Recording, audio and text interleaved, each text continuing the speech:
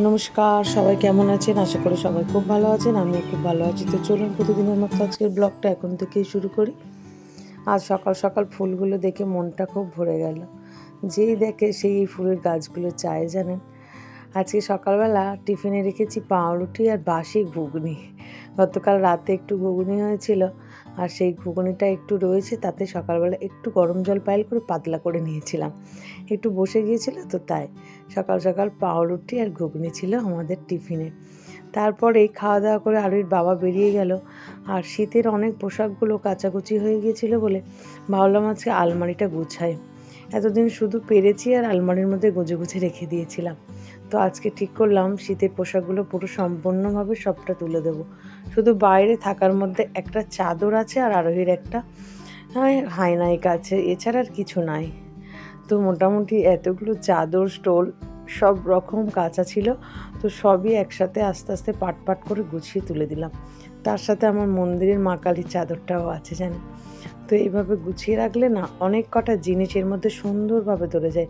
আর নালে যেন যখন যেটা কাচছে তখনই সেটা রাখছি, রাখাটার ঠিক জায়গা হচ্ছে না, এখানে ওখানে সেখানে গোজা হয়ে যাচ্ছে। ছোট্ট জায়গা হলে কি হবে, সুন্দর করে কিন্তু গুছিয়ে রাখলে অনেক জিনিস রাখা যায়, তাই না? তো আজকে সেটাই ঠিক করেছি যে আজকে আলমারিটা করব, কিন্তু শরীর আবার সাথ দিচ্ছে না।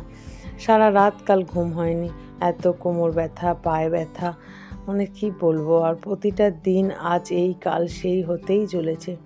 শুধু মরার মতো দুজনে কাজ করছি, এছাড়া আর কিছুই নয়। মানে খেতে হবে তাই খাওয়া, আর রান্নাটুকুনি করা। এছাড়া মনে হয় বাদবাকি সারা সময়টাই সারা দিনের মানে একটু শুয়ে বসেই কাটালে যেন মনে হয় ভালো হয়। কিন্তু মুখে হাসি নিয়ে তাই ছেলে মেয়েদের জন্য চলতেও হচ্ছে, কি করা যাবে বলুন তো।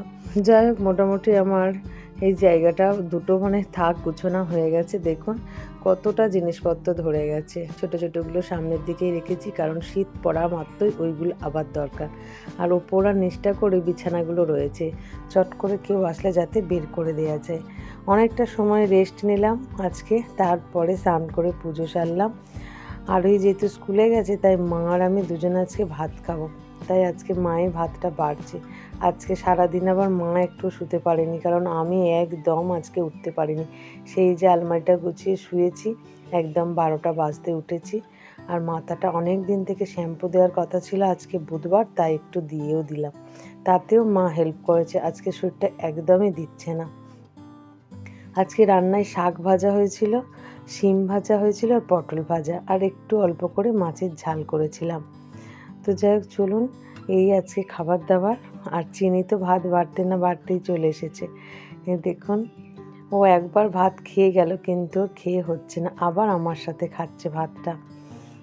ও খুব ভালোবাসে কারোর পাতে ভাত খেতে। ওই দেখুন, নিজের শাক ভাজা দিয়েছি তাও হচ্ছে না, আবার আমার কাছ থেকে খাচ্ছে। ভাত টাত খাওয়ার পরেই মা বললো চুলটাকে শোকা, তারপরে বিছানায় আসবি আবার। তাই আজকে তো তেমন একটা রোদ্দুর ওঠেনি, হালকা আধো আধো রোদ আর একটু অল্প অল্প হাওয়া হচ্ছিল, তাই দাঁড়িয়ে চুলটা ভালো করে শুকিয়ে নিলাম।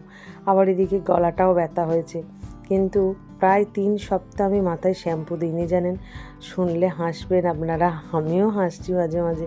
কি করব, পেরেও উঠছি না, আবার ঠান্ডা লেগে যাবার ভয়ও দিচ্ছি না, তাই আজকে অনেক দিন পর দিয়েছিলাম। আজ সন্ধ্যাবেলা আরুইয়ের বাবা আবার একটা বিয়ে বাড়ি যাচ্ছে। তো আরুই কিছুতেই আর এই ড্রেসটা পরতে চাইছিল না, কিন্তু আমি জোর করেই পরালাম। আমি বলি এই হয়তো শেষ, এর পরে আর বিয়ে বাড়িও নেই, আর পরতেও হবে না, এবছরের মতো এটা উঠে যাবে আলমারিতে।